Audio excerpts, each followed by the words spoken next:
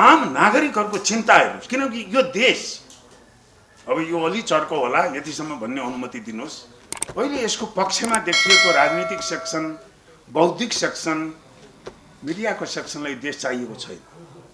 मेरो वर्गलाई यो देशमा केही सङ्कट पर्यो भने म चाहिँ त्यो प्लेनको खुट्टामा उभिएर जानु म अलि 2-4 महिना पहिला नै म व्यवस्था गर्न सक्ने वर्गमा पर्छु।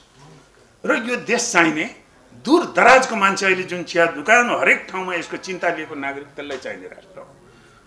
र त्यो कुरा त्यो बहकाममा र इमोसनमा आएको होइन। त्यसको लागि पर्याप्त कारण छ, यसका पाना पर्नै पर्दैन। तपाईँ 3 वर्षदेखि अमेरिका जस्तो शक्ति राष्ट्रले यो 500 मिलियन US डलर भनेको त्यो अमेरिकी सिनेटरको लागि पनि ठुलै कुरो हो। त्यहाँ पनि 10-15 मिलियन डलरको लागि लबिङ गर्छ, पोर्ट ब्यारल भन्छ। यो फ्रीमा दिने पैसा ल्याउ कि ल्याउ आजै ल्याउ भोलि ल्याउ लिएनौ भने हामी अरू दाता किन भनिया छ भने त यो त सोझो मान्छेले पनि बुझ्ने कुरा होइन र। त्यो डकुमेन्ट एडिट गरेर त्यत्रो अमेरिकाको सरकारको डकुमेन्टमा एउटा देशको हात त्यो फोटो त सबैसँग मिलाएको छ नि, किन नेपालको फोटो छैन? There is a message. थाहा छैन हामीलाई, हामी चाहिँ त्यसलाई डिसमिसिङ गर्दैछौँ। अन्तर्राष्ट्रिय सम्बन्धका 3-4वटा थ्योरीहरू छन्, realist theory, liberalist theory, idealist विभिन्न छ। उहाँले यो टपटुङ्गे थ्योरी कहाँबाट प्रतिपादन गर्नुभएको छ? उहाँले जुन भन्नुभएको छ, जुन नेपाली एकजना हाम्रा अमेरिकाका उनले चाहिँ भ्रम फैलाए, त्यो गलत हो। यो आइपिएस अङ्ग होइन, उनीहरूले भनेको चाहिँ गलत हो। अमेरिकी अधिकारीले भनेको त्यो अन्तर्राष्ट्रिय रिलेसनको म त्यसलाई टपटुङ्गे थ्योरी भन्छु। उही देशको मान्छेले भनेको कुरा चाहिँ त्यो चाहिँ गलत हुने, अनि यहाँका हाम्राले बनाएको न्यारेटिभ चाहिँ त्यो सही हुने। अब हाम्रो मैले भन्न खोजेको के भने हाम्रो परराष्ट्र संयन्त्र, हाम्रो अन्तर्राष्ट्रिय सम्बन्धको विश्लेषण, हाम्रो छलफल, हाम्रो उच्च राजनीतिक तहको सुझबुझ यति चाहिँ लम्फु तहमा ओर्लियो कि डिप्लोमेसीमा important is the ability to read between the line. डिप्लोमेसीमा सबै कुराहरू बनिँदैन, नबनिएका कुरा हुन्छ। यहाँ त भनेकै कुरा पनि हामी स्वीकार गर्दैन। तत्कालीन परराष्ट्र मन्त्री अमेरिका गएर अमेरिकी परराष्ट्र मन्त्री पम्पियोलाई भेटेको आइपिएसको डकुमेन्टमा त्यो फोटो छ। हजुरहरूले पनि हेर्नु होला 1999 किन राख्यो होला? प्रदीप गेवालीजी ह्यान्डसम भएर राख्या हो कि नेपालीको राख्नु? त्यहाँ अरूको छैन, भारतीय परराष्ट्र मन्त्रीको अरूका फोटा छैनन्। तपाईँ जान्नुहोस्, अन्तर्राष्ट्रिय चाहिने मान्यता अनुसार पारस्परिकताको सिद्धान्त अनुसार लिनेले पनि पास गरिदिनु पर्यो, त्यसलाई सम्मान गर्नलाई भन्ने त्यही लेखेकै छ। त्यो चाहिँ औपचारिक अर्थ मन्त्रालय अन्तर्गतको र त्यो सरासर ठाँट कुरा अमेरिकाको संसदले पास गरेको होइन। एमसिसीको बोर्डले पास, एमसिए 1/2003 को सायद दफा 610 मा हो। के छ भने यसरी पास गरेपछि सिनेटको अन्तर्राष्ट्रिय कमिटीलाई सूचना दिनुपर्छ। सूचना मात्रै दिएको, तर हामीले यहाँ हाटहुट गरेर के गर्यो त? झट्ट सुन्दा अरे के सानो मन गरे भने नेपालीहरूले अमेरिका जस्तो देशले चाहिँ पुरै संसदले पास गर्यो, पहिला त्यो भन्यो। अब दोस्रोमा अहिले त्यो त हावा खायो उहाँहरूको, त्यो चाहिँ अब धेरै कुरा अगाडि बढिसक्छ। अब के भनिन्छ, कहिले यो राष्ट्रिय सहमति भएन, सबैलाई उ गर्नलाई पास गर्नु पर्यो, कहिले यो 5 वर्षलाई सिद्धाउन पास गर्नु, यी सबै ढाँट कुरा हो। र महत्त्वपूर्ण कुरा के हो भने यसलाई संसदको कानुनको रूपमा मान्यता दिएपछि यसमा अघि लीलामणि सरले भन्नुभयो 5.5 मा 9वटा दफाहरू 5 वर्ष रहने होइन। उहाँले पनि अलि गलत शब्द प्रयोग गर्नु, आयोजना रहिन्जेल भन्नुभयो। देश रहिन्जेल रहन्छ, अमेरिकाको राज्य र नेपाल रहिन्जेल रहन्छन्। र यही कहिलेकाहीँ यो बहसमा अर्को फटाहा कुरा गर्नुहुन्छ उहाँहरूले, त्यो के भने होइन यो आपत्ति नै रहेछ भने त 30 दिनको म्याद दिएपछि नेपालले पनि क्यान्सल गर्न मिल्छ भन्ने छ। त्यो किन यत्रो लफडा? तर त्यहाँ एउटा कुरा छ, तपाईले यो आयोजना सुरु भएको 2 वर्षपछि ल अमेरिकाले साँच्चै आफ्नो यसमा चाहिँ हामीले रूप देख्यौँ र 2 वर्षपछि यसलाई क्यान्सल गरियो भने पनि ती 9वटा दफा अनन्तकालसम्म रहन्छ। पार्सियली नै भयो, 5 वर्ष यो आयोजना सकिएपछि पनि रहन्छन्, बीचमा क्यान्सल गरे पनि भने पनि रहन्छन्। र त्यसमा कस्तासम्म छन् भने अघि अझ यो कार्यान्वयन सम्झौताको अघि लीलामणि सरले सायद दफा 2 ख आईआईमा छ, यो टावर भन्नुहोस् न, त्यसको अर्थ यो बनाएको टावर हामीले मर्मत गर्नु पर्यो भने नि अमेरिकाको स्वीकृति चाहिने हुनेछ, एमसिसीको स्वीकृति चाहिने हुनेछ। त्यो अर्थ लगाउन मिल्नेछ त्यो चाहिँ। र त्यो कहिलेसम्म रहन्छन्? अनन्तकालसम्म रहन्छ। त्यसैले अब यसमा कहाँनिर हो भने मलाई थाहा छैन यसको जुन पैरवी अहिले गर्नुहुन्छ होइन, यो ठिक छ हामी एउटा अमेरिकाको प्रोटेक्टरेट स्टेटमै जाने हो, ठुलै रुखको ओत लगाउँ पानी परेको बेलामा भन्ने राजनीतिक रूपमा पाइन्छ। अब इन्डियाले नै अहिले अमेरिकासँग सैनिक गठबन्धनमै जाने जस्तो उनीहरूको कुरा छ।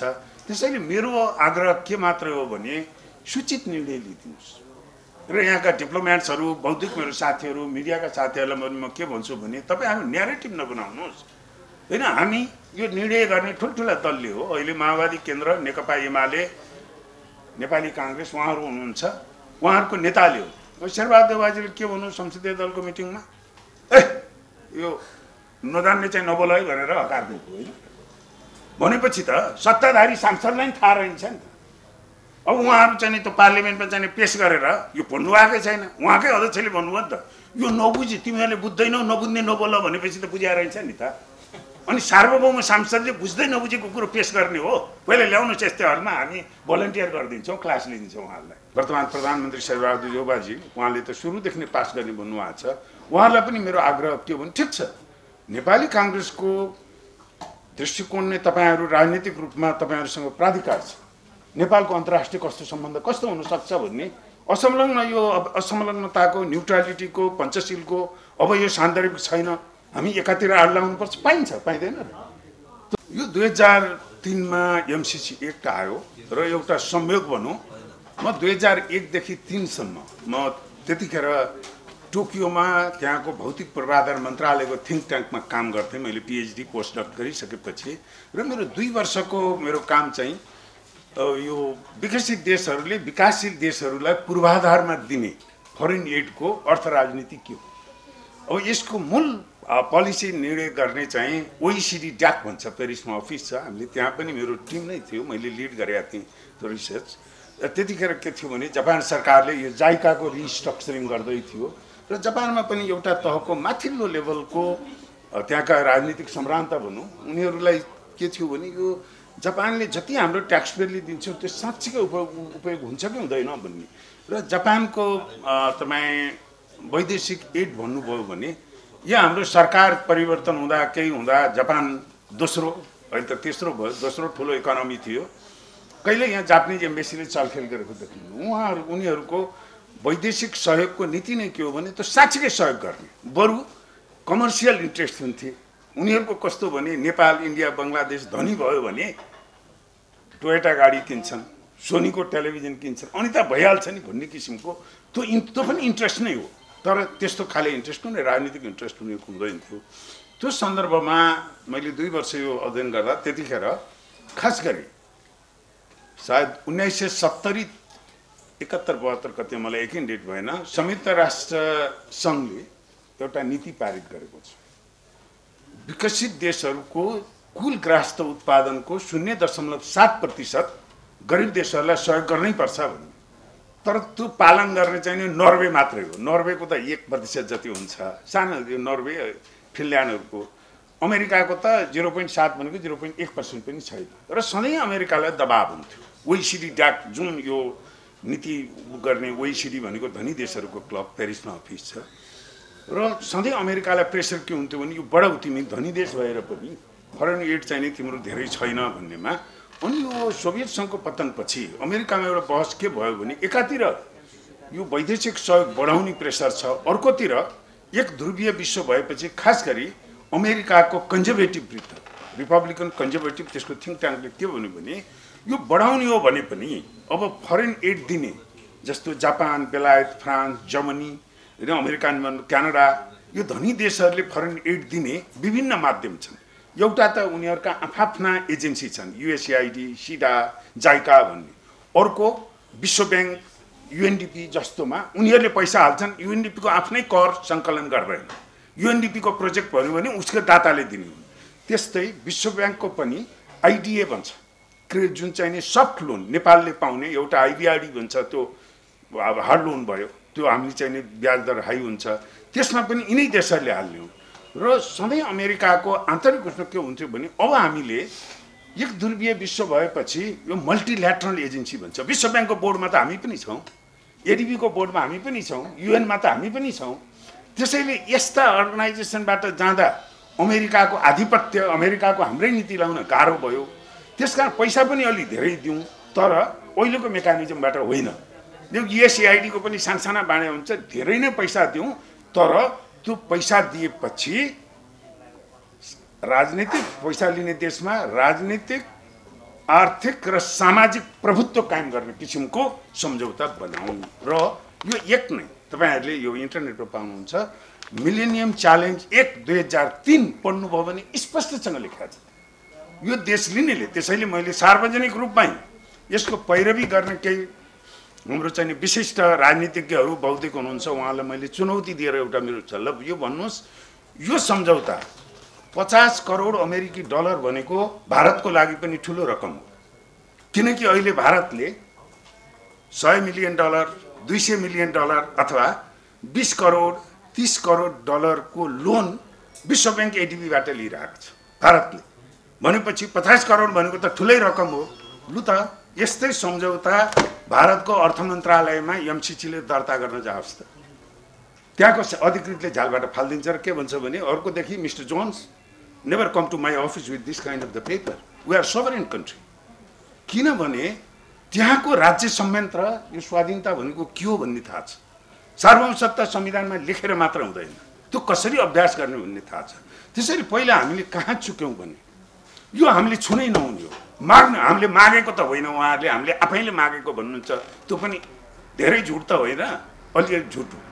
किनभने हामीलाई माग्न लगाइएको हाम्रो संयन्त्रमा आएर यस्तो यस्तो छ ग्रान्टमा दिने, तिमीहरूले अप्लाई गरिदेऊ न, माग न, हेर न भनेर त्यो अलिअलि लबिङ गरेर हुन्छ यो डिप्लोमेसीमा यस्तो।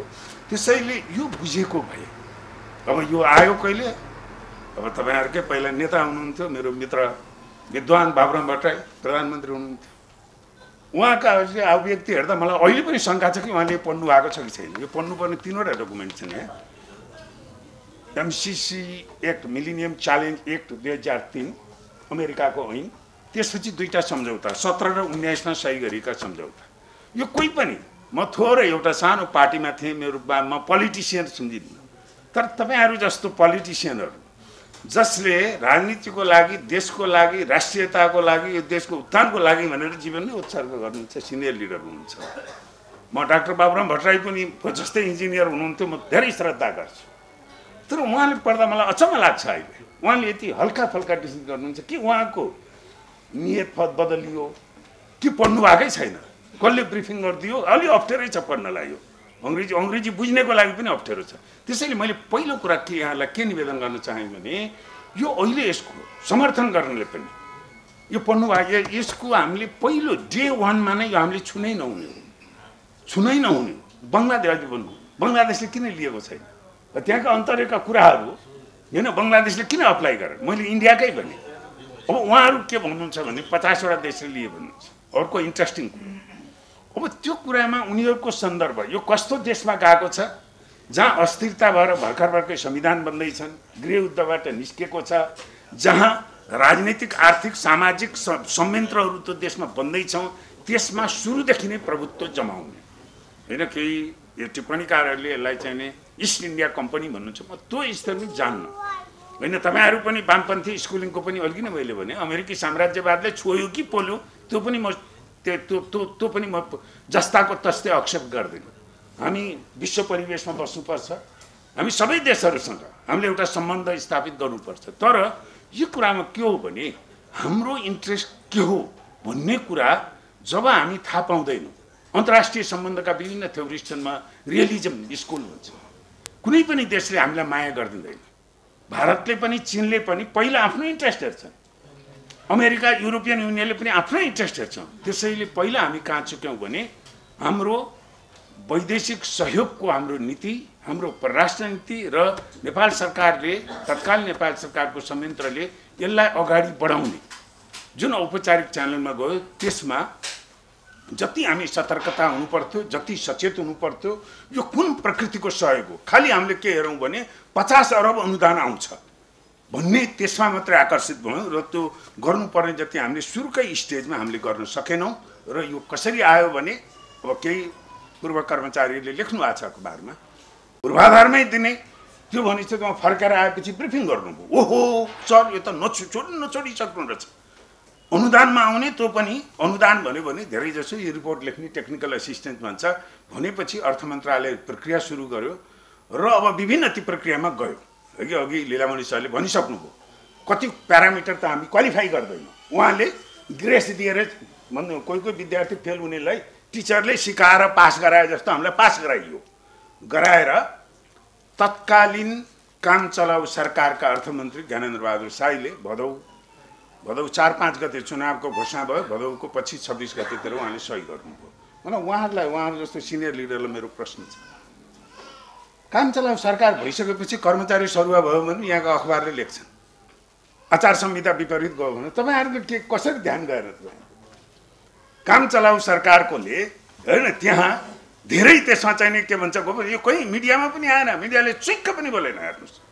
र हामी रेल रोडिङ भन्छ, रेल रोडिङ भनेको एकदम यसरी स्मार्टका साथ त्यसलाई चाहिँ नि कपटका साथ त्यसलाई अगाडि बढाएर सही गरायो। र महत्त्वपूर्ण कुरा के हो भने यो डकुमेन्टहरू र इन्ट्रेस्टिङ 2-3 दिन अगाडि म एउटा छलफल कार्यक्रममा थिएँ, पूर्व सचिवमा नाम नलिनु, पूर्व परराष्ट्र सचिव एकजनाले के भन्नुभयो भने किन परराष्ट्र मन्त्रालय कहिले यसमा इन्भल्भ गरियो? एमसिसीको उसमा परराष्ट्र मन्त्रालयलाई औपचारिक रूपमा कहिले थाहा पायो परराष्ट्र मन्त्रालयले? जहाँ कि यसको नेचर हेर्ने हो भने यो अर्थ मन्त्रालयको कार्यक्षेत्रभन्दा परराष्ट्र मन्त्रालयको कार्यक्षेत्र बढी हो अन्तर्राष्ट्रिय सम्बन्धको।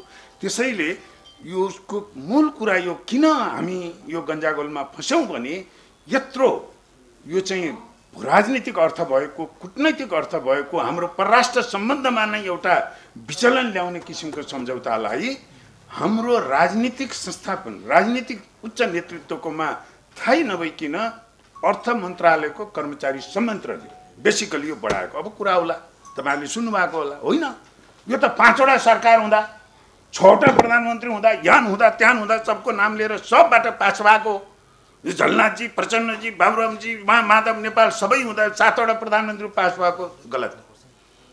वास्तविकता के हो भने कर्मचारी संयन्त्रले बढायो अनि त्यसपछि एमसिसीको प्रतिनिधि आएपछि 10 मिनट शिष्टाचार भेट भन्यो के ब्रिफ गरियो? हजुर 50 करोडको यो त अहिलेसम्मको सबभन्दा ठुलो अनुदान, ब्याज पनि तिर्न नपर्ने, यो हुँदैछ, हामीले पाउने जस्तो प्रोसेसमा भएपछि हाम्रो नेताहरू पनि खुसी हुनुभयो।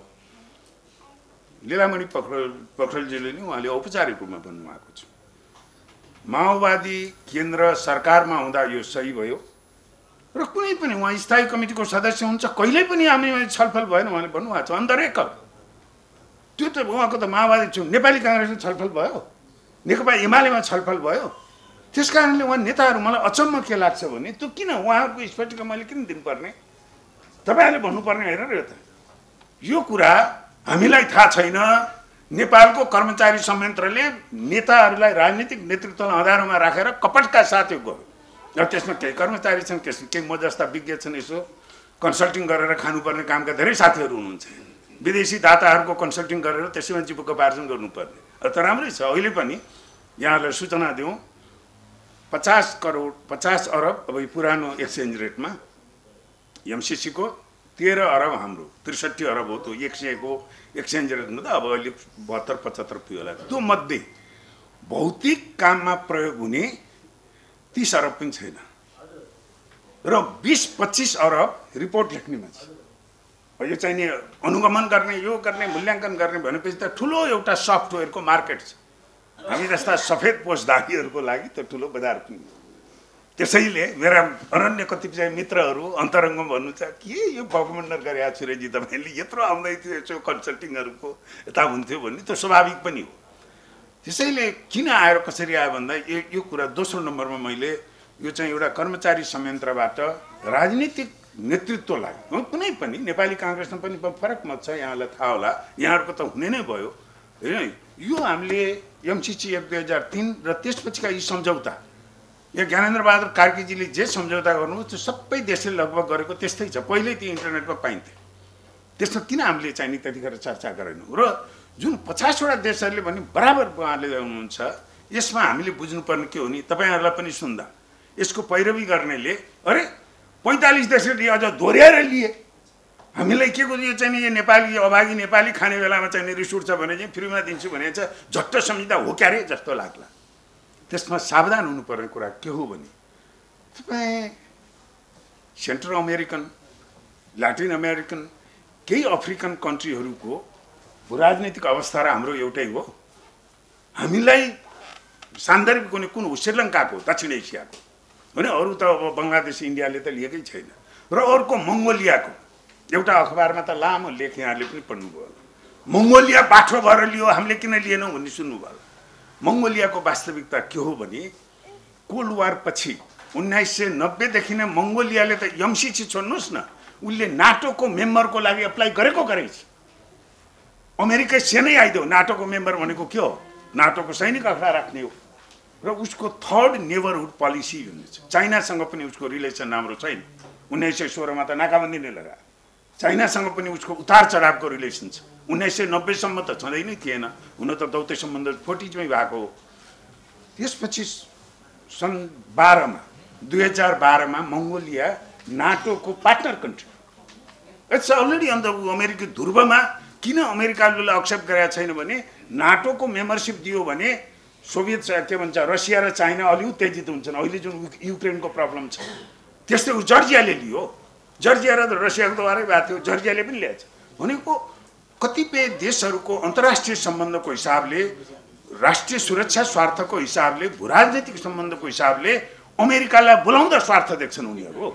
अमेरिका आइदियोस् भन्ने भन्छन्। केही अफ्रिकन देशहरू अब उनीहरूको अघि नै लीलामणि सरले भनिसक्नुभयो, मादागास्करको भयो, त्यहाँ अब ल्यान्डको कारणले गर्दा व्यवस्थै चेन्ज भयो यसको।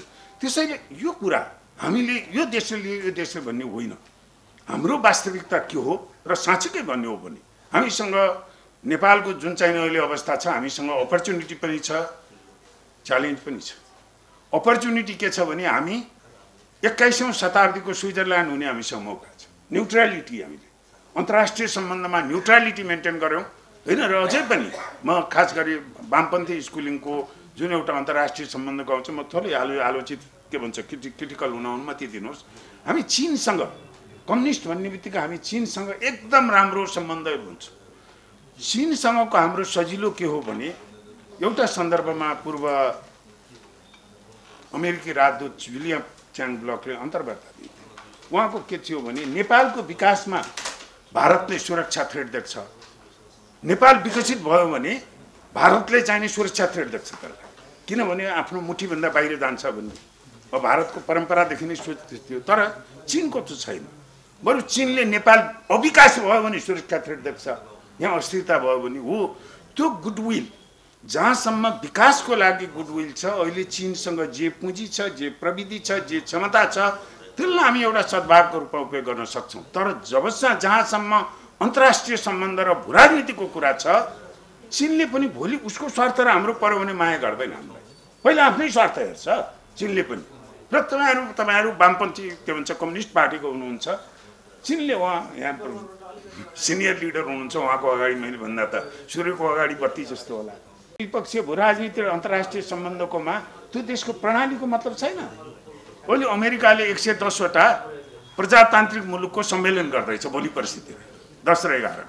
त्यहाँ त कतिपय डेमोक्रेटिक भनिएका देशलाई बोलाएको छैन, कतिपय अलिअलि एकदम चाहिने डेमोक्रेटिक उसमा चाहिने कम भएकालाई पनि उसले बोलाएको छ। फेरि पाकिस्तानलाई बोलाएको छ, बङ्गलादेशलाई बोलाएन। र साँच्चैको डेमोक्रेटिक उसमा हेर्नु भने त अब पाकिस्तानभन्दा त स्कोरमा बङ्गलादेश माथि छ। उसको श्रीलङ्कालाई बोलाएन, यमसी नै गरिदिएछ। नेपाललाई बोलाएको छ। भनौँ भने देशहरूको अन्तर्राष्ट्रिय सम्बन्धमा यी भाइचारा, पार्टीका भाइचारा, विचारधाराका रियलिजम स्कुलले त भन्दैन। उनीहरूले आफ्नो इन्ट्रेस्ट हेरेको हुन्छ। त्यसैले अहिलेको जुन यो छलफलमा मैले के अर्को कुरो भने यो 40, 45, 50वटा देशमा किन लियो भन्दा हामीले ती अलग अलग देशको अलग अलग उनीहरूको राजनीतिक परिस्थिति छ र उनीहरूले कतिले अब यसलाई चाहिँ फ्रीमा आयो लिउँ भन्दाखेरि त्यो जटिलतामा पनि छन्। 9-10वटा कन्ट्रीको विवाद छ। कहीँ चाहिँ चुनाव धाँधली भयो भनेर उजुर गरिदियो भने एमसिसी स्टेप इन गरेको छ, कहीँ ह्युमन राइटको भयो भने तेरो प्रोजेक्ट रोकिदियो दे भनेको छ होइन। यसलाई चाहिँ एउटा अघि नै भन्यो होइन, राजनीतिक सामाजिक आर्थिक एउटा नीतिमा स्वायत्ततामा अङ्कुश लगाउने। घानामा यस्तै ट्रान्समिसन लाइन विदेशी कम्पनीलाई प्राइभेटाइज गरेन भनेर सस्पेन्ड गरिदियो होइन। प्राइभेट ट्रान्समिसन लाइन प्राइभेटाइज गर्ने भनेको ठुलो मुद्दा हो। त्यति सहजसँग हल्कासँग लिने त होइन। यो चाहिँ के भन्छ व्यवस्थापनको हिसाबले पनि। त्यसैले मैले यहाँलाई यो अर्को के पक्ष भने यसमा चाहिँ यो जसरी आयो हाम्रो निड भनेर अब जहाँसम्म ट्रान्समिसन लाइनको हेर्नुहोस्, कहिलेकाहीँ मलाई यो दिक्क पनि लाग्छ। अहिले यहाँका हाम्रा केही मूर्धन्य विद्वान म जस्तै प्राविधिक साथीहरूको बहस सुन्दा यसरी न्यारेटिभ बनाइएको छ कि ट्रान्समिसन लाइन आएन भने फेरि लोड सेडिङ हुन्छ, बर्बाद हुन्छ हाम्रो, त्यसको कुनै नाता नै छैन। यो ट्रान्समिसन लाइन म तपाईँलाई इन्जिनियरको रूपमा यकिन म तपाईँलाई भन्छु, यो 20 अरबमा अब त्यो करिडोर 350 किलोमिटरको करिडोर जुन ट्रान्समिसन लाइन बन्ने जग्गा छ त्यो सरकारले क्लियरेन्स गरेर दियो भने 3 वर्षभित्रमा हाम्रै इन्जिनियरिङ ठेक्दा कम्पनीहरूले 20 अरबमा बनाउने। मैले कुरा गरेँ 3 जना निर्माण कम्पनीसँग, डाक्टर साहब 20 अरबमा बनाउनु दिनुहुन्छ तपाईँलाई पनि अझ भनेको उहाँहरूले त्योभन्दा अझ तलमा हुन्छ। यसलाई हाउकुची बनाएर मानौँ कि यो रकेटै चन्द्रमामा पठाउने हो। प्राविधिक हिसाबले सबभन्दा सिम्पल काम हो। तपाईँले टनेल बनाउने, बाटो बनाउने, पहरा खन्नेमा अनिश्चितता हुन्छ, पहिरो आइदिन्छ, यो हुन्छ। त्यो टावर बनाउने त सबभन्दा प्राविधिक रूपमा प्रेडिक्टेबल हो। हामी प्लस माइनस यति महिनामा बनाउन सक्छौँ, 1 महिनाको तलमाथिमा डेलिभरी दिन सक्छ। अब त्यसलाई के भनिएको छ यहाँ तर्क के गर्नुहुन्छ रामशरण महतजीहरू, यो लेखेको त 5 वर्षमा त्यो प्रोजेक्ट सिद्ध्याउनलाई हो। त्यही भन्नुभयो, एकजना वर्धन्य हुनुहुन्थ्यो, यसको पैरवी गरेँ मैले उहाँलाई भने त्यसो भने यसो गरौँ, त्यो प्रोजेक्ट सिद्ध्याउने आयोजना व्यवस्थापनहरू, इन्जिनियरहरू, कन्ट्र्याक्ट व्यवस्थापनका विज्ञहरू, कानुनीहरू उहाँहरूलाई राखौँ 8-10 जनालाई, र त्यो प्रोजेक्ट 5 वर्षमा सिद्ध्याउन मिल्ने कुरा चाहिँ अझ कडाइ गरेर लेख्यौँ, अरू हटाउँ नि त। त्यसो भने त तर यहाँ अघि लीलामणि सरले भन्नुभएको यो पुस्तिकामा पनि छ, दफा 3 को हेर्नु भने एमसिसी एक्टको दफा 607 का ती प्रावधान लागू हुनेछ, एमसिसी कानुन लागू हुने। त्यहाँ के छन् 20वटा शर्त छ, त्यहाँ उदारवादका यसका निजीकरणका सबै छन्। र 2018 मा अझ संशोधन गरेर के थपियो भने एमसिसी लिने देशले एनजिओ आइएनजिओलाई नियमन गर्ने सम्बन्धी कानुन बनाउन थाल्यो भने एमसिसीको ध्यान आकर्षण हुन्छ भनेछ। अब त्यो एनजिओलाई कन्ट्रोल गर्ने नियम बनाउनेसँग त्यो ट्रान्समिसन लाइनको के सरोकार छ? अब त्यसैले यो जुन एउटा भ्रम छ, अब खास गरी तपाईको यसको पैरवी गर्ने सरकार पक्षकै हुनुहुन्छ। अब पहिलाको सरकार केपी ओलीजीको सरकार हुँदाखेरि पनि उहाँले पास गर्ने नै भन्नुभएको थियो, अहिलेको शेरबहादुरजीको पनि उहाँ त पहिलेदेखि पास गर्ने भन्नुभएको थियो। सरकारमै बस्ने अब केही यो प्रोसेसमा लागेका पूर्व कर्मचारीहरू, केही मिडियाका टिप्पणीकारहरू, उहाँहरूको निरन्तर एउटा चाहिँ दलिल के छ भने यो अनुदानभन्दा केही पनि होइन, यो बेकारको चाहिँ एउटा यसलाई राजनीतिकरण गरियो। अब भयो होला, त्यो मेरो सरकारको विषय होइन, यसलाई राजनीतिक फाइदा बेफाइदा सत्ता चाहिँ घटिबढी यताउति पार्टीभित्रका चाहिँ अन्तर्द्वन्द्वमा चाहिँ एउटालाई उचाल्ने पछाड्ने भयो होला, त्यो छुट्टै कुरा हो। तर हामीले राष्ट्रिय स्वार्थलाई बिचमा राखेर हेरौँ न, निरपेक्ष भएर यसलाई छलफल गरिने कुरामा उहाँहरूको जुन बराबर एउटा चाहिँ भ्रम, 2-3वटा भ्रम छ त्यहाँले सुन्नुभएको। पहिला यो के भन्नुहुन्छ भने अब जिम्मेवार मान्छेहरू, अब यो के भन्छ मन्त्री भइसकेका, सचिव भइसकेकाहरू के भन्नुहुन्छ भने योभन्दा कडा शर्त अरू दाताहरूको छन्। यहाँले सुन्नुभएको होला, त्यो 100% झुट हो। मैले विभिन्न टेलिभिजनमा बोल्दाखेरि पनि भनेको छु, आउनुहोस्, मैले पनि पढेको छु। ओल्ड ब्याङ्कका शर्त कस्ता छन्, अहिले जाइकाको सिन्धुली रोडका शर्त कस्ता थिए, मैले भने म एउटा के भन्छ संस्थामा बसेर यही विषयको 2 वर्ष गर्दा अरू देशको पनि हेरिरहेको छ। हामी रिसर्च गर्दाखेरि हेर्छौँ नै कस्ता शर्तहरू हुन्छन्। र भएको के हो भने तपाईँहरूले पनि सुन्नुभएको होला, भएको के हो भने तपाईँको कुनै पनि दातासँग सम्झौता गर्दाखेरि, विदेशी दातासँग सम्झौता गर्दा केही कुराहरू विदेशीहरूको निर्देशिका अनुसार हुनुपर्छ। जस्तो भन्नुहोस् न, हाम्रो अर्थ मन्त्रालयको हाम्रो आफ्नै बजेटले हामीले कुनै प्रोजेक्ट गर्दैछौँ र अर्को दाताको बजेटले, चाहे त्यो विश्व ब्याङ्क होस्, एसियाली विकास ब्याङ्क होस्, जाइका होस् अथवा एएमसी बेलायती होस्, कुनै होस्, त्यो हुँदा त्यो प्रोजेक्ट कार्यान्वयनका शर्तहरू केही फरक हुन्छ र त्यो हाम्रो कानुनले व्यवस्था गरेको छ। हाम्रो कानुनभन्दा कानुन मिच्न पर्दैन। जस्तो दाताको आयोजना छ भने त्यसको ठेक्कापट्टाको निर्देशिका, त्यसको ऐन नियम कानुन चाहिँ दाताको कानुन अनुसार हुन्छ भनेर हाम्रो सार्वजनिक खरिद ऐन सायद 72 कि 2063 होला, त्यसको 67(2) को खमा व्यवस्था गरेको छ। र यी ठेक्कापट्टाका कुराहरू दाताको हुने बित्तिकै हाम्रो सार्वजनिक खरिद ऐन अनुसार हुँदैन, उनीहरूको अनुसार हुन्छ। त्यो त हाम्रो कानुन मिचेको भएन नि, हाम्रो कानुनले नै व्यवस्था दिएको छ। त्यस्तै गरी ती ठेक्कापट्टामा विवाद भयो भने पहिलाको विवाद, एउटा विवाद आर्बिट्रेसन भन्छ, मध्यस्थकर्ताले टुङ्ग्याउँछन्, त्यहाँ पनि भएन भने मुद्दा चल्छ अदालत। त्यसमा पनि हाम्रो मध्यस्थता सम्बन्धी कानुनले नै के छुट दिएको छ भने करारमा भए अनुसार तोकिए अनुसारको देशको अदालतमा जानेछ भने हाम्रो कानुनमै लेखेको छ। अब उहाँहरू त्यसैले अब तपाईँ यो अप्पर त्रिशुलीको या चाहिँ तपाईँको मेलान्चीको कुनै मुद्दा पर्यो भने कुनै बेलायती कानुन सिङ्गापुरको कानुन अनुसार हुन्छ भनेर लेखेको हुन्छ। त्यो हाम्रो संविधानमाथि होइन, त्यो हाम्रो कानुनकै व्यवस्था छ। त्यस कारणले गर्दा म इम्पोर्टेन्ट कुरा भन्दैछु है, त्यस कारणले गर्दा ती सम्झौताहरू संसदमा जानु परेन।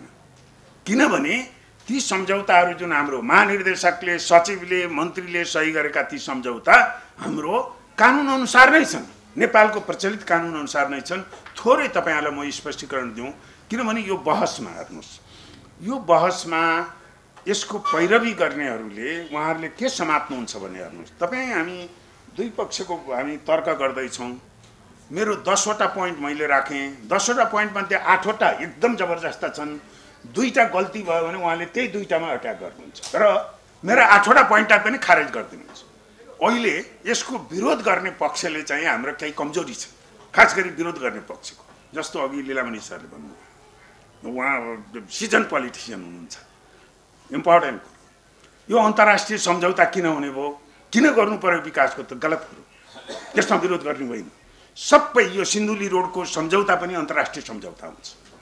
हामीले नेपाल सरकारले सन्धि ऐन अनुसार नेपाल सरकारले, यसको अर्थ के हुन्छ भने हेर्नुहोस्, सम्झौता त महानिर्देशकले सही गर्छ, तर महानिर्देशकलाई सम्झौता सही गर्नलाई क्याबिनेटले अथराइज गर्छ, क्याबिनेट निर्णय गर्छ र त्यो सार्वभौम हो क्याबिनेटको, र उसले गरेको सम्झौता त्यो अन्तर्राष्ट्रिय सम्झौताको मान्यता हुन्छ, भियना कन्भेन्सन लागू हुन्छ। यसमा हामी कन्फ्युज नहौँ, बुझ्नु होइन। त्यो सबैमा, सिन्धुली रोडकोमा, चक्रपथकोमा, अहिले त्यहाँमा विश्व ब्याङ्कको, वर्ल्ड ब्याङ्कको सबैको अन्तर्राष्ट्रिय सम्झौता। समस्या अन्तर्राष्ट्रिय सम्झौताको होइन, समस्या के हो भने एमसिसीसँग यसमा गरिएको यो अन्तर्राष्ट्रिय सन्धि नै हुन्छ, सम्झौता हुन्छ।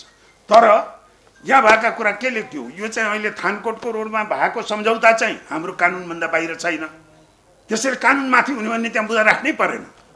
त्यहाँ जाइकाको निर्देशिका अनुसार हुनेछ, भोलि ठक्कापट्टाको विवाद भयो भने यो अनुसार हुनेछ, हाम्रो कानुन अनुसार नै भएको छ। त्यसैले ती कुरा संसदमा जानु परेन। अब यसमा के छ, ठाउँ ठाउँमा अहिले हाम्रो प्रचलित ऐन कानुनलाई भन्दा नमिल्ने कुराहरू यसमा छ। भनेपछि त यसलाई के गर्नु पर्यो भने यो लागू हुनको लागि पहिला यसलाई कानुनी मान्यता दिनु पर्यो, ऐनको मान्यता दिनु पर्यो। मूल कुरा यो हो, हामीले कुनै पनि अनुदानका कुराहरूलाई नयाँ कानुन ल्याउने गरी यसरी हाम्रो भन्नुहोस् न राष्ट्रिय स्वाधीनता नै, हाम्रो पोलिटिकल अटोनोमी, आर्थिक अटोनोमी, नीतिका कुराहरूमा कम्प्रोमाइज हुने गरी हामीले नयाँ कानुन बनाउने माग हो। उसले के भनेको भने एमसिसीले हामी 50 अरब दिन्छौँ, तर तिमीहरूको राजनीतिक, आर्थिक, सामाजिक ती नीतिहरूमा हामीले प्रभाव हुने गरी कानुन बनाइदेऊ। यो चाहिँ त्यो कानुन त नै, अब हेर्नु न त शक्ति राष्ट्रहरूले त्यो उनीहरूको प्रभुत्व र हेजेमोनी चाहिने कानुनै नभए पनि गर्छन्। हामी भन्छौँ नि बाँदरलाई लिस्नु लगाइदिने, बाँदरलाई लिस्नु लगाएपछि त अझ बाँदर हुन्छ नि। हो त्यसैले महत्त्वपूर्ण कुरा के हो भने अहिले जे कुरा, यो दुईटै मैले गल्ती भने तपाईँहरूलाई फेरि मैले समराइज गरेँ, महत्त्वपूर्ण पोइन्ट हो। यसको विरोध गर्ने साथीहरूले यो विकासको कुरा किन अन्तर्राष्ट्रिय सम्झौता हुनु पर्यो त गलत हो। सबै विदेशी सम्झौता अन्तर्राष्ट्रिय सम्झौता हुन्छन् हाम्रो सन्धि ऐन अनुसार। यतापट्टि यसको पैरवी गर्नेहरूले यो सम्झौता जस्तो त हामीले गरिआएकै हौँ सबै भन्ने, त्यो पनि गलत। हामीले यो सम्झौता जस्तो गरेका छैनौँ, त्यो नभएको हुनाले नै यो संसदमा जानुपर्ने हो। अब यो संसदमा जानुपर्ने, हेर्नुहोस् त यसलाई ऐनको मान्यता दिनलाई किन खोजिया छ भने यहाँ धेरै आपत्तिजनक कुरा छन्। हाम्रो संसदको उनीहरूले ती आपत्तिजनक कुराहरू, हाम्रो सार्वभौमसत्ता, हाम्रो अटोनोमीलाई कम्प्रोमाइज हुने कुरालाई हाम्रै संसदबाट, हेर्नुहोस् त हाम्रै अहितका कुरा हाम्रै संसदबाट पास गराएर थोपर्न चाहन्छ। अब त्यसलाई उनीहरूले कसरी घुसाए त हेर्नुहोस्, इन्ट्रेस्टिङ। अब एकदम औपचारिक रूपमा दस्तावेज छन्। पहिलो चरणमा के भन्यो भने यो संसद किन जानुपर्छ भनेपछि यहाँ एमसिए भन्ने अड्डा छ, एकाइ नीतिमा अड्डा छ। उसले 2076 माघ 26 गते एउटा पुस्तिका निकालेको छ। यसको जानकारी बारेमा पेज 12 मा के छ भने यो संसदबाट किन पास हुनु पर्यो भन्ने प्रश्न छ। त्यसमा के लेखेको छ भने, मैले यो धेरै भएको हुनाले कण्ठस्थ भएको छ, त्यहाँ के लेखेको छ भने नेपाललाई 500 मिलियन 50 करोड अनुदान एमसिसी मार्फत दिने प्रस्ताव अमेरिकाको संसदले सर्वसम्मत रूपमा पास गर्यो। अमेरिकाको संसदले अब दिनेले चाहिँ पुरै संसदले ताली बजाएर पास गरेपछि त, र अन्तिममा मैले के भनेर टुङ्ग्याएँ भने यसको म अघि दफावार कुरो लीलामणि सरले भनिसक्नुभयो, म प्रवेश गर्न चाहिनँ। यो पढ्दै जाँदाखेरि हरेक पेजमा एउटा नागरिकको रूपमा घोच्ने कुराहरू थुप्रो छ। हरेकमा मन घोच्ने हरेक पेजमा छ हैन। र यो कर्मचारीहरूले, यसको नेगोसिएटरहरूले कसरी गर्नु हैन, उहाँहरूले यस्तै यो चाहिँ शैलीले जानियो भने हाम्रो राष्ट्रियता, हाम्रो सार्वभौमिकता कहाँ पुग्छ है। त्यसैले यी साधारण कुराहरू उहाँहरूले भने जस्ता छैनन्। र मैले अन्तिममा के भनेर टुङ्ग्याएँ भने एउटा सन्दर्भ मलाई अबुदेक पनि लाग्छ। यो आइपिएसको कुरा दुईजना अमेरिकी उच्च अधिकारीहरू, उपविदेश मन्त्री के सहायक विदेश मन्त्री, उहाँहरूले भन्नुभएको छ यो आइपिएसको अङ्ग हो भनेर। त्यसलाई म आइपिएस पनि नभनौँ, हामीले भन्दा के हो भने यो अमेरिकाको सुरक्षा रणनीतिको अङ्ग हो। यो 2014 मा 12 मा आयो कि 3 मा आयो कि त्यो बेकारका कुरा हो। अमेरिकाको सुरक्षा रणनीति त निरन्तर छ नि त। त्यो अमेरिकाको सुरक्षा रणनीति त कहिले आइपिएस होला, कहिले जेपिएस होला, कहिले के नामका शाखा रणनीतिहरू आउला, त्यो चाहिँ। त्यसैले यो अमेरिकाको सुरक्षा रणनीति अन्तर्गतका सबै ठुला यस्ता चाहिँ वैदेशिक विषयका हुन्छन् र त्यसको एउटा इन्स्ट्रुमेन्ट। उद्योगको कुरा के भने उनीहरूले चाहिँ हो भन्छन् र अमेरिकी अधिकारीहरू हाम्रो देशमा जस्तो लहरको उसमा बोल्दैनन्। उनीहरूका कुनै पनि स्टेटमेन्टहरू सुविचारित रिसर्च गरेर कतिखेर के बोल्ने भन्ने त्यो एउटा ठिकठाकसँग विधिमै चलेको देश हो, त्यसै भएर सम्पन्न देश। उनीहरूले हो भन्छन्, अब यहाँकोले के भन्छन्, होइन भन्छन्। त्यो अमेरिकी स्वार्थ मनको कुरो हो, उनीहरूले जान्दैनन्, हामीलाई थाहा छ। र त्यो कसले भन्छ? हिजो अस्ति सुनवाई थियो पार्लिमेन्टमा राजदूतको। अहिले नयाँ जाने राजदूतले भरवाटी अमेरिकी अधिकारीहरूले भ्रम फैलायो, झुटो भयो उहाँहरूको। यो बाबा, म अन्तर्राष्ट्रिय सम्बन्धकै म विज्ञ त होइन, थोरै पब्लिक मेरो विषय सार्वजनिक नीति हुन त म इन्जिनियर हुँ बाई ट्रेनिङ, अर्थशास्त्र अर्थराजनीतिको जानकारी राख्छु।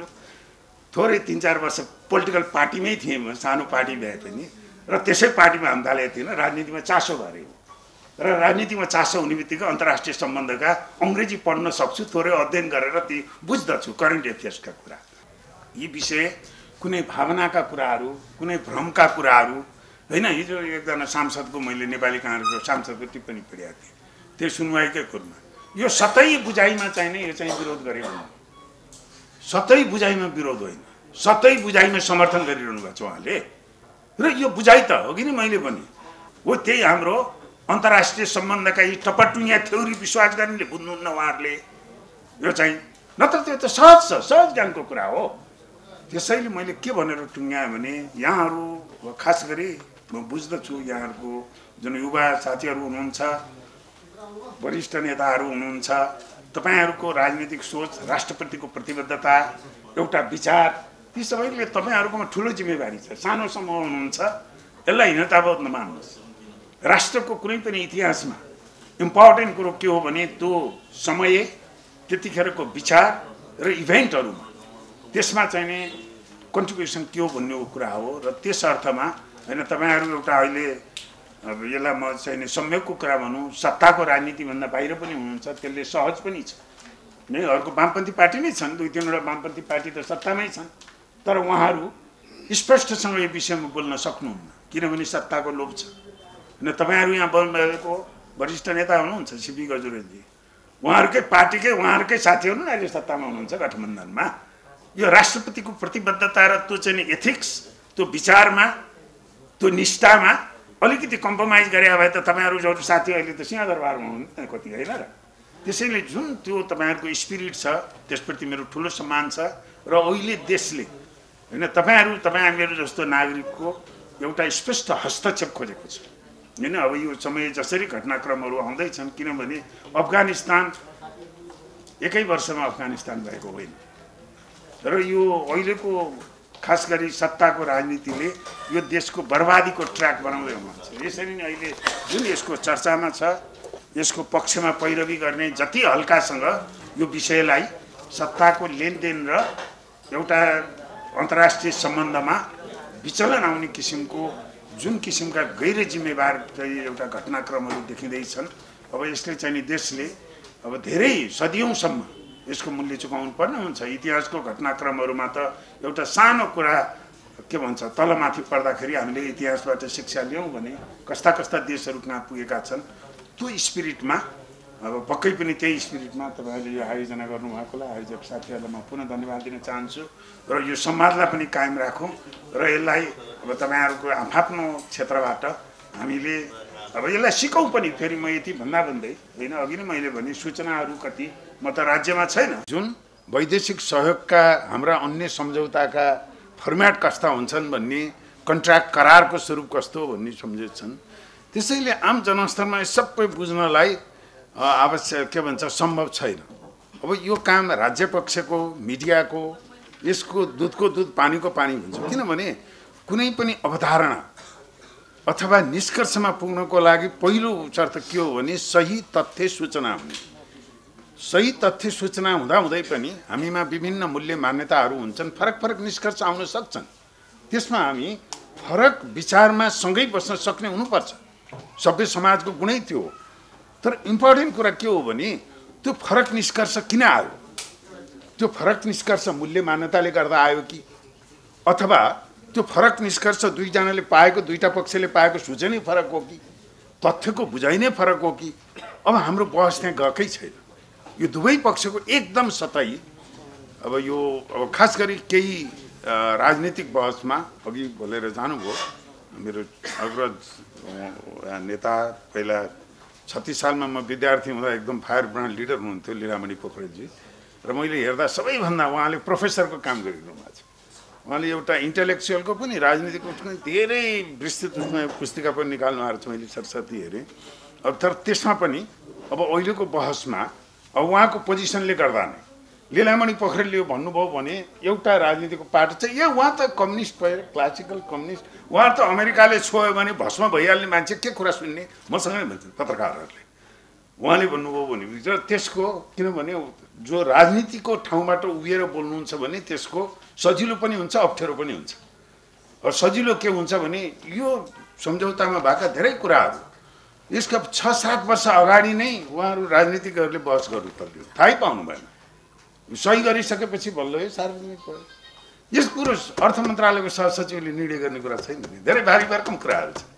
मैले उहाँहरूसँग कुरा गरेको छु, पूर्व सचिवज्यूहरू होइन यसरी भन्नुहुन्छ कि उहाँहरू यो त केही पनि होइन, म अहिले त्यसमा आउँला। त्यसैले पहिलो मैले यहाँहरूलाई के कुरा सेयर गर्न चाहेको भने मैले जे कुरा भन्छु त्यो चाहिँ नै सकभर मेरो प्यासन यसमा के हो भने सत्य तथ्य स्थापित गर्ने। मेरो अवधारणा तपाईँहरूले नसुन्नुहोस्, मेरो अवधारणाले मेरा निष्कर्षहरू हामी आफै हुन्छौँ। त्योभन्दा पनि अहिलेको यो बहसमा सबभन्दा महत्त्वपूर्ण कुरा के हो भने सत्य तथ्य के हो। सूचना अगाडि राखिदिएपछि मैले सांसदहरूलाई पनि त्यही भन्छु, तपाईँहरूले यसको बुझ्नुहोस्